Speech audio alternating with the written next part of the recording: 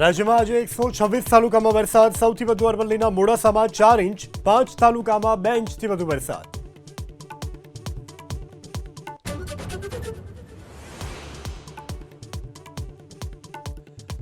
બપોર બાદ ભરૂચમાં મેઘરાજાની ધમાકેદાર બેટિંગ. દહેજ હાઈવે ઉપર મુશળધાર વરસાદથી વાહન ચાલકો પરેશાન. આસપાસના ગ્રામ્ય વિસ્તારોમાં પણ ધોધમાર.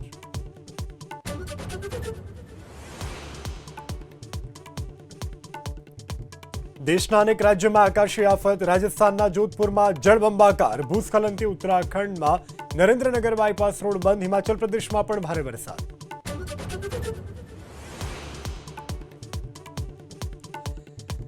બિહારમાં ચૂંટણી પહેલા નીતિશ કુમારનો નવો દાવ. સામાજિક સુરક્ષા પેન્શન રકમમાં વધારો. હવે લાભાર્થીઓને 400 ને બદલે 1100 રૂપિયા.